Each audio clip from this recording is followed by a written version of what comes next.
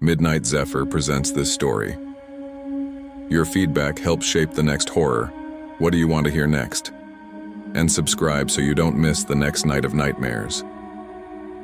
In the misty coastal town of Harbor's Edge, Washington, during the early 2000s, two sisters, older teen Riley and her younger sibling Jordan, navigate a daily trek home from school through a dense, fog-shrouded redwood forest that hugs the rugged Pacific shoreline. Dropped off at a remote bus stop near an old logging road, they must hike 2 miles along winding trails lined with towering evergreens, crashing waves audible in the distance, to reach their family's weathered cabin overlooking the sea. Riley, at 16, is the protective one, grappling with the recent upheaval of their parents' bitter separation. Their dad left for the city, leaving their mom to struggle with odd jobs and whispers of local folklore about the Driftwalkers, ethereal beings said to lure lost souls into the mist. Jordan, 13 and imaginative, clings to stories of adventure to escape the tension at home, often inventing games during their walks to distract from the loneliness. The chapter opens with a crisp autumn afternoon as the sisters disembark the bus, the air thick with the scent of pine and salt water. They banter lightly, Jordan teasing Riley about a crush at school, but the mood shifts when they veer onto a lesser-used path to avoid a washed-out bridge from recent storms. Deeper in, an unnatural whisper echoes through the trees. Not wind, but fragmented voices murmuring indecipherable words, carrying a chill that seeps into their bones. A strange odor follows, like damp earth mixed with rusted iron, evoking buried secrets. They dismiss it as echoes from the ocean caves below, but tension builds as shadows flit between trunks, elongated forms that seem to mimic their steps. Introducing a new character, they stumble upon Elias, an eccentric elderly fisherman from town who's foraging for mushrooms. He warns them of old legends about the Driftwalkers, shape-shifting guardians of forgotten shipwrecks, drawn to fractured families like theirs. Skeptical but unnerved, the sisters press on, but the whispers grow personal, muttering fragments of their parents' arguments. Riley's hidden guilt over a family secret. She accidentally revealed Dad's affair, accelerating the split, and Jordan's fears of abandonment. A twist emerges. One shadow detaches, revealing a translucent figure with limbs like twisted kelp, eyes like flickering lantern light, beckoning them toward a hidden cliffside grotto. Pacing accelerates as pursuit begins. The sisters flee, but Jordan twists an ankle in a root snare, forcing Riley to carry her. They hide in an abandoned logger's shack, where a subplot unfolds.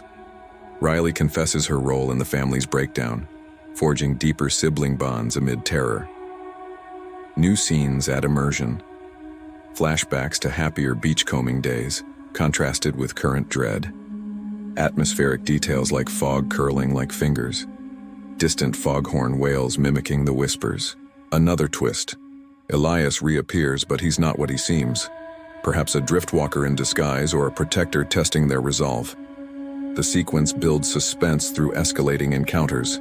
The entities toy with them, separating the sisters briefly, leading to a heart-pounding reunion.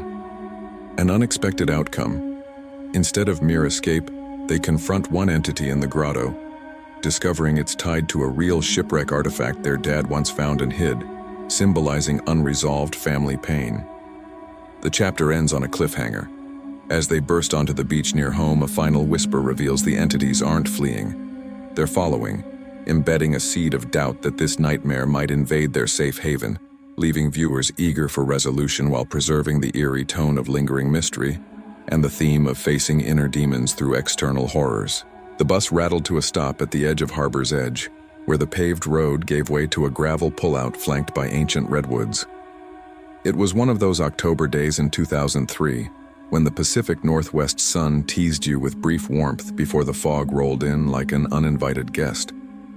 Riley Thompson, 16 and already carrying the weight of too many secrets, hoisted her backpack over one shoulder and glanced back at her younger sister Jordan. "Come on, slowpoke. Mom's probably got that canned soup on the stove by now, exciting times." Jordan, 13 and full of that boundless energy that Riley envied, hopped down the steps with a grin. Her ponytail bounced as she adjusted her bag, stuffed with dog-eared fantasy novels from the school library. Hey, at least it's not ramen again. And who knows, maybe we'll find some cool driftwood today. I could make a sword out of it, like in that book about the lost warriors. Riley rolled her eyes, but a small smile tugged at her lips. These walks home had become their ritual ever since Dad packed up and left for Seattle 6 months ago, chasing some job that promised more than their mom's shifts at the local diner could. The bus driver, old Mr. Harlan, waved them off with a gruff, "Stay on the path, girls. Fog's coming in thick." The engine grumbled as the bus pulled away, leaving them alone with the whisper of wind through the pines and the distant roar of waves crashing against the cliffs below. They started down the familiar trail, a narrow dirt path that wound through the forest for about 2 miles before spilling out near their cabin on the bluffs. It wasn't the shortest route. There was a quicker way along the old highway shoulder, but it meant dodging logging trucks, and Mom had drilled into them to avoid it after a close call last spring. Besides, Jordan loved the woods. She turned every hike into an adventure, pointing out twisted roots that looked like dragon claws or mushrooms sprouting like fairy houses. As they walked, the conversation flowed easily at first. Jordan chattered about her day, how she'd aced a math quiz but bombed the spelling bee because who even uses quintessential in real life? Riley listened, nodding along, but her mind wandered to the letter hidden in her backpack. It was from Dad, slipped into the mail without Mom knowing. He'd written about missing them, about how the city lights couldn't replace the stars over the ocean. But Riley hadn't shown it to anyone.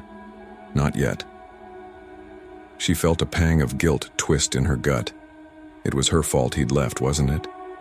She'd overheard the fight, the one about his late nights at the bar with that woman from the cannery, and in a moment of anger, she'd blurted it out to Mom. Now the family was shattered, and Jordan's bright eyes hid the hurt Riley saw in quiet moments.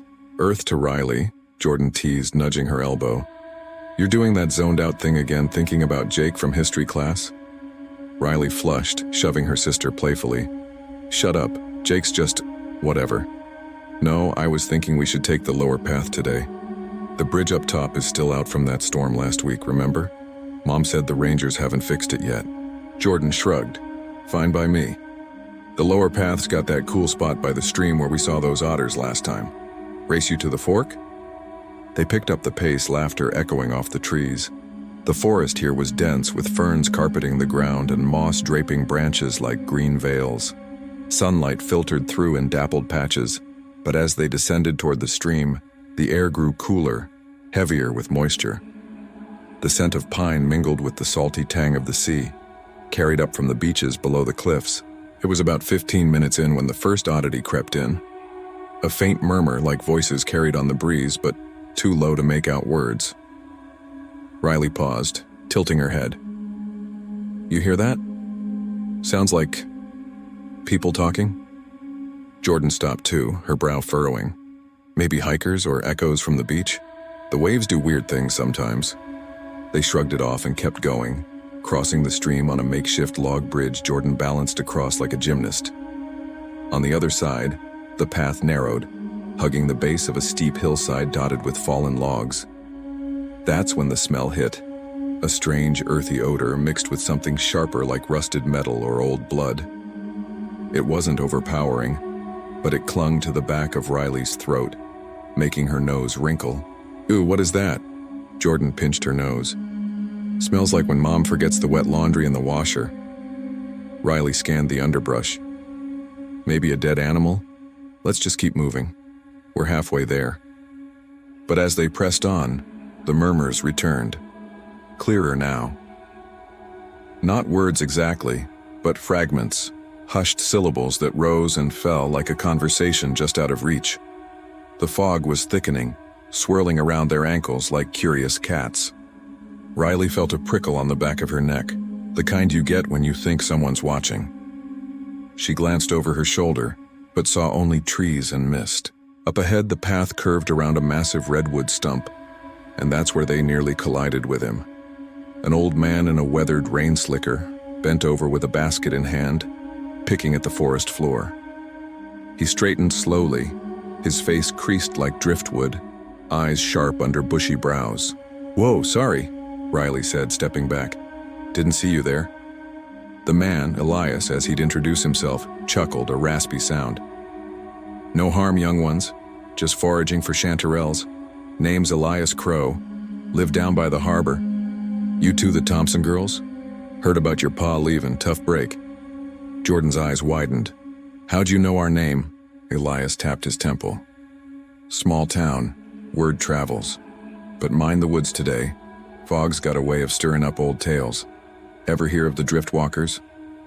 Riley crossed her arms, skeptical. The what? Local legend, Elias said, his voice dropping to a conspiratorial whisper. Spirits from the wrecks out there in the bay, ships gone down in storms, souls that didn't make it to shore. They wander the mist, whispering to the lost, drawn to folks with heavy hearts like a family's breaking apart.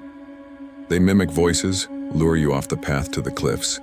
Seen 'em myself once back in '78. Tall things, limbs like seaweed, eyes glowing like ship lanterns. Jordan shivered but grinned. Cool story, like ghosts? Something like, Elias replied. But real enough to drag you under if you're not careful. Stick to the light, girls. And if you hear whispers, run. He nodded farewell and shuffled off into the fog, leaving the sisters exchanging glances. That was weird, Jordan said. Think he's for real? Riley forced a laugh. Probably just an old fisherman spinning yarns. Come on, let's get home before Mom worries. But as they continued, the murmurs grew insistent. Now they sounded personal, snatches of arguments Riley recognized. You never listen. It's over. Echoes of her parents' last fight. Her heart pounded. How could that be? Jordan heard it too, her face paling. Riley? That sounds like Dad. Impossible, Riley muttered, quickening her step. The smell intensified like damp soil after rain mixed with corroded copper. Shadows danced in her peripheral vision, elongated shapes slipping between trees, keeping pace. Then a figure emerged from the mist ahead, blocking the path. Translucent skin like fogged glass, limbs twisted and long as kelp strands, eyes flickering with an inner light. It tilted its head, whispering Riley's name in her mother's voice, laced with accusation. You ruined everything. Jordan gasped. What is that? Run! Riley yelled, grabbing her sister's hand. They bolted, the entity, a driftwalker, giving chase with unnatural grace, its whispers multiplying as more shapes joined from the woods. Branches whipped at their faces, the path turning treacherous. Jordan stumbled on a root, crying out as her ankle twisted. It hurts! Riley hauled her up, half carrying her. We can't stop. There's an old shack up ahead, the logger's place. We can hide there. Panting, they reached the dilapidated structure, its boards creaking underfoot. Inside, amid dust and rusted tools, Riley barricaded the door with a broken bench. The whispers circled outside, probing, taunting with fragments of Riley's guilt. You told her. You broke us. Tears stung Riley's eyes as she held Jordan close. I'm sorry, she whispered. About Dad. It was me. I overheard and told Mom. I thought it'd fix things, but it made everything worse. Jordan's eyes widened in shock, then softened. Riley, why didn't you say, we're in this together? But those things, they're using it against us. A new twist hammered at the door, Elias's voice but distorted. Let me in, girls, I can help. Was he one of them, or trapped too? The banging intensified, the shack shaking. Riley spotted a loose floorboard, prying it up to reveal an old journal. Entries about a shipwreck in 1920, a cursed artifact washed ashore. Their dad had mentioned finding something similar years ago, a locket he hid in the cabin attic. Could that be the link? With renewed determination, Riley helped Jordan to a back window. We make for the grotto below. It's steep, but we can slide down to the beach. They escaped just as the door splintered, fleeing into the fog. The Driftwalkers pursued, their forms multiplying, whispers turning to wails. At the grotto, a hidden cave mouth in the cliffside, Riley turned, clutching a sharp rock. Stay back! One entity lunged, but Jordan threw a handful of sand, momentarily dispersing it like smoke.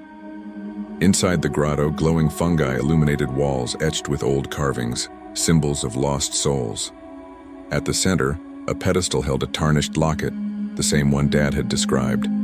Riley opened it, revealing a faded photo of a family from the wreck. The whispers peaked. Return us, or join us, or join. In a desperate act, Riley hurled the locket into the sea churning below. The entities howled, swirling into a vortex before fading. But as the sisters climbed out, battered and breathless, emerging onto the beach near home, a final whisper echoed on the wind. We're not gone. We're waiting. The fog lifted slightly, revealing their cabin lights in the distance. But Riley felt eyes on them still. A chill that promised this wasn't over. What if the Driftwalkers had followed? What if they'd brought something back with them?